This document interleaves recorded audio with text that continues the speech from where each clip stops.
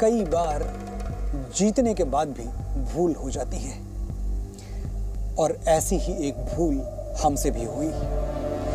साल 1965 में पाकिस्तान ने भारत पर हमला किया।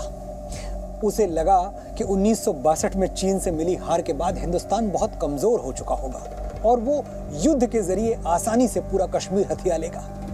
लेकिन उसे क्या पता था कि भारत के नए प्रधानमंत्री लाल बहादुर शास्त्री के नेतृत्व में देश दुश्मन का मुकाबला करने के लिए तैयार बैठा है, फिर चीन नहीं तो पाकिस्तान ही सही। 5 अगस्त 1965 को पाकिस्तान के 30 से 35 हजार सैनिक और मुजाहिद कश्मीर में घुसे। मुजाहिद, तुम लोग गर इस्लाम की तहजीब में रहते सरहद पे कभी खून के दरिया नहीं बहते। दहशत के इस निजाम को कुछ और नाम दो, तुम जैसे सरफिरों को मुजाहिद नहीं कहते।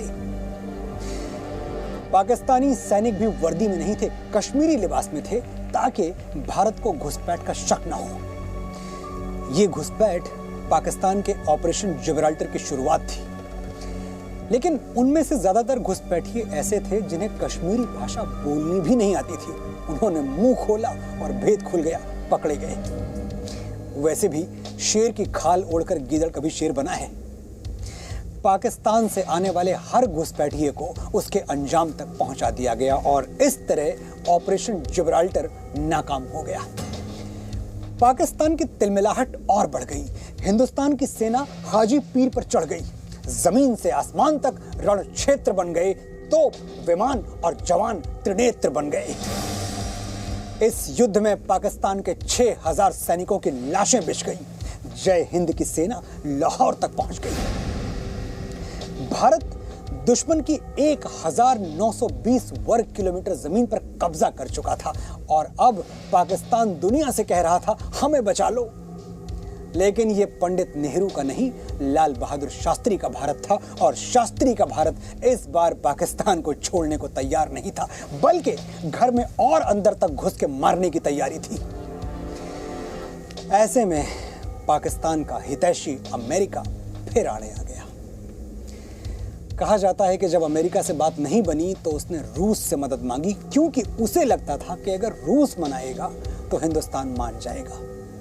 और हुआ भी यही। रूस ने भारत को युद्ध विराम के लिए राजी कर लिया और संयुक्त राष्ट्र के मंच से युद्ध विराम का ऐलान हो गया। अब इससे आगे भारत और पाकिस्तान के बीच शांति समझौता होना था।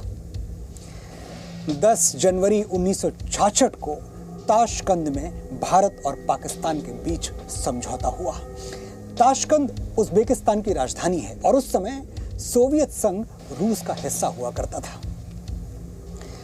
ताशकंद समझौते में तय हुआ कि भारत और पाकिस्तान एक दूसरे के खिलाफ बल प्रयोग नहीं करेंगे और सरहद पर पहले की स्थिति बहाल करेंगे। इसका मतलब यह हुआ कि भारत ने पाकिस्तान के जितने इलाके जीते थे वो सभी उसे वापस करने होंगे। पता नहीं किस दबाव में, क्यों, लाल बहादुर शास्त्री ने इस समझौते पर हस्ताक्षर कर दिया और इस तरह भारत से एक और बहुत बड़ी भूल हो गई, क्योंकि पाकिस्तान ने इस समझौते का कभी पालन किया ही नहीं और हमारे हाथ जो आया था वो भी चला गया। मौका तो 1971 में भी था, लेकिन हमने गंवा दिया। आप कहेंगे कि युद्ध तो जीता था, फिर मैं क्यों कह रहा हूं कि मौका गंवा दिया। Presenting B News app, available on Google Play and App Store. Download it now.